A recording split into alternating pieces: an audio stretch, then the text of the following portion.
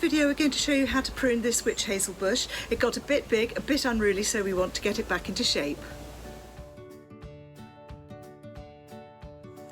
Hello, welcome to John Horsey Horticulture. John's been teaching gardening professionally for over 30 years now, and so on this channel, using the plants in our Somerset garden, we're just showing you plant care throughout the seasons. For example, things like cutting back for winter, some propagation techniques, growing vegetables, and much, much more. So if you enjoy learning those things, do consider following us by pressing the subscribe button. There's no charge, and don't forget to push the all-important notification bell. It just lets you know every time we upload a new video.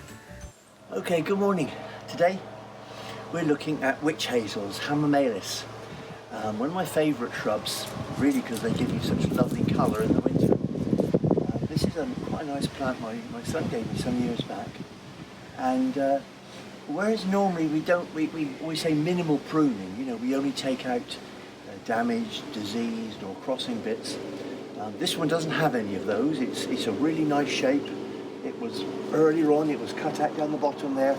It's bushed out, and you can see it's really a beautiful shape. If you look all around here, you couldn't really want a more perfect shape. The only thing about it is that I don't want it to get too big. And so what I'm doing is every year, I'm just coming back and taking out some of the new growth. Okay, as I say, so it's minimal pruning for these sort of things, but and normally you would do that probably after flowering. But in this case, I've left it go a little bit longer because now it's sort of early July, mid-July. I can see the new buds coming. Can you see all the buds coming up here? Quite exciting when you think all those are going to be flowers for next year. So just to keep it within bounds, I'm taking off the new growth. Now you can see the new growth is really just that new piece there. And what I'm doing is taking off that bit. There we are, and that way I'm encouraging those new buds. In fact, if you take out these new bits, it actually makes it flower better because the energy goes into the lower buds as well.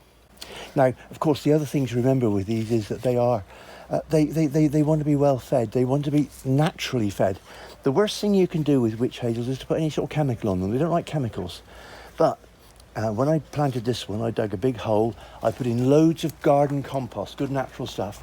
And that's what I would put around it to keep it going. This one's right in the middle of a heather bush. It was a bit difficult, but there will be some compost going around it later on.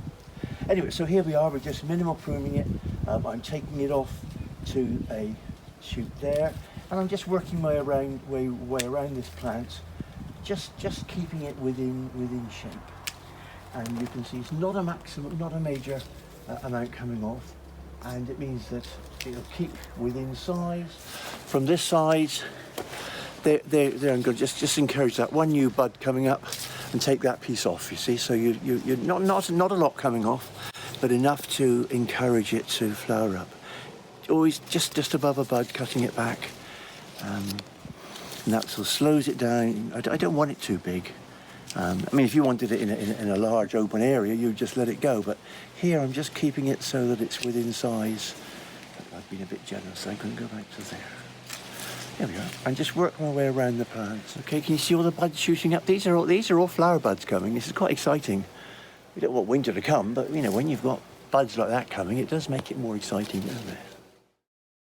What I didn't mention earlier on, just worth letting you know, is that if you prune plants at this time of the year, say mid-July, they're not likely to bleed. If you prune them early on, there's sometimes, as the sap rises up, they'll bleed and can cause issues.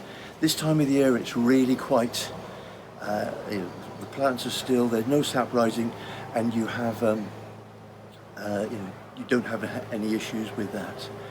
The other thing is, if you wanted to know the variety, this is one called Arnold Promise, which is a particularly good one, and I'm thrilled to bits with it. What I would say after all this, though, is now give it a good water. The weather's quite dry, just to keep it going, to encourage it, a good watering is what it needs. Well, that's all for today. Thank you very much indeed for joining us in our Somerset garden. We do hope you enjoyed that. If you'd like to learn more, do consider subscribing to our channel, and don't forget to press that all-important notification bell. It just lets you know every time we upload a new video. Until next time.